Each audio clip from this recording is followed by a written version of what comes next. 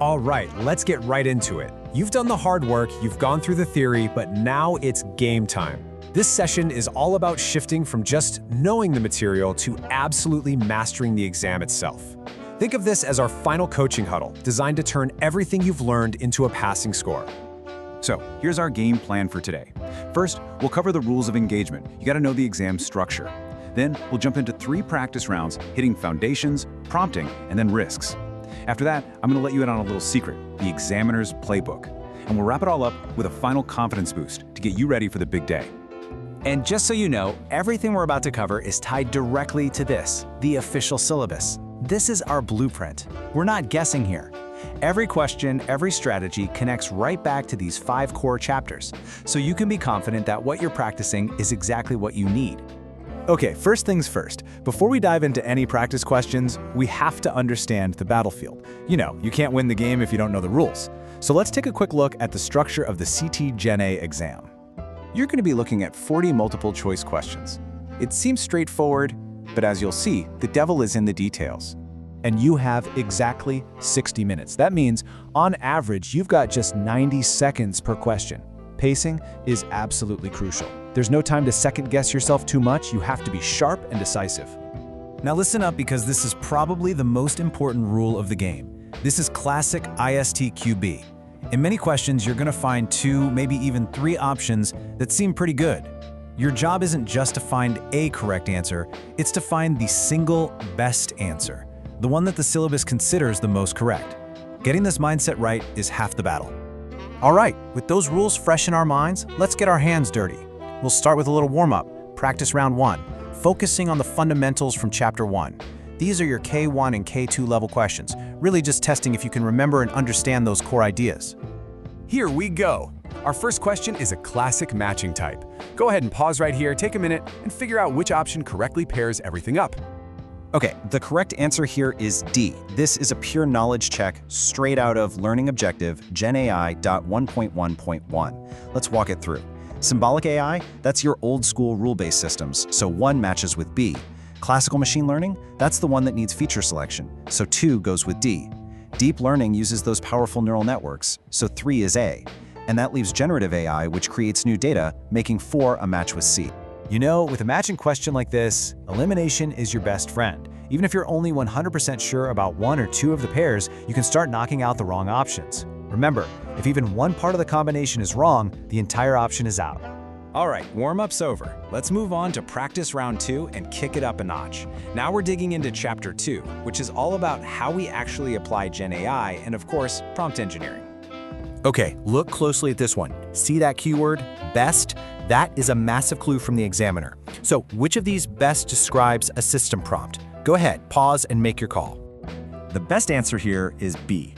I want you to think of the system prompt as the LLM's constitution for that entire chat session. It's the background set of rules, the foundational context that governs everything the AI does, and it stays constant the whole time. And this question is a perfect example of that best answer logic we talked about. Let's tear down the wrong ones. A is wrong because that's a user prompt. C is wrong because the system prompt is static. It doesn't change on the fly. And D is wrong because system prompts are usually invisible to the user. See? The differences are subtle, but on this exam, they are everything. Okay, on to our final practice round. This one focuses on what might be the most important chapter for us as testing pros, Chapter 3. We're talking risks, governance, and ethics. What happens when things go wrong? So here's a scenario. An LLM just plain made something up. It invented a piece of the user interface that doesn't exist. In the world of Gen AI, what do we call that? Pause here and lock in your answer. The correct answer is C, a hallucination.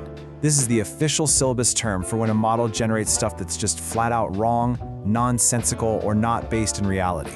Inventing a UI element that isn't there is a textbook example of a hallucination. And let's be really clear on why the others are wrong. It's not a reasoning error. That would be a flaw in its logic, like 2 + 2 = 5. It's not biased because it's not unfairly favoring one thing over another. And it's definitely not a data privacy breach because no sensitive info was revealed. The key here is the creation of false information. Okay, we've practiced answering questions. Now it's time to pull back the curtain. Let's look at the examiner's playbook. If you can learn to think like the person who wrote the test, you gain a massive advantage. This is your secret weapon. Here is a classic trap they set. You'll often face the choice between an answer that's functionally correct, it describes how a thing works, and another that addresses the risk involved. ISTQB places a huge premium on the professional responsibility of a tester. So, when you're torn, always lean toward the answer that considers the bigger picture of risk. That's usually the best answer they're looking for. Next up, you need to have a built-in detector for absolute words. When you see options that use words like always, never, guarantees, a little red flag should pop up in your mind. Testing is almost always about context, and absolutes are extremely rare. These words are often signs of a very cleverly designed wrong answer. And this might be the most valuable piece of strategic advice I can give you.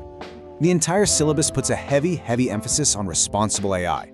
So if you're stuck between two answers, and one of them touches on governance, ethics, security, or privacy, pay very close attention to it. More often than not, that is where the examiner wants you to go. We're in the home stretch now. Let's finish this off with a final confidence boost. These are simple, actionable rules to take with you into the exam room. This is your day of strategy. I want you to burn this into your brain. This is your 6-step process for every single question. 1. Read everything, the question and all 4 options. Don't rush. 2. Hunt for those key words, best, not, most. They change everything. 3. Immediately eliminate the 2 most obviously wrong answers. Get them out of the way. 4. Now reread the question one more time, but only with your final 2 choices in mind. 5. And this is a big one. Trust the syllabus, not just what you do at your day job. The exam tests the book. And finally, 6. Do not get stuck.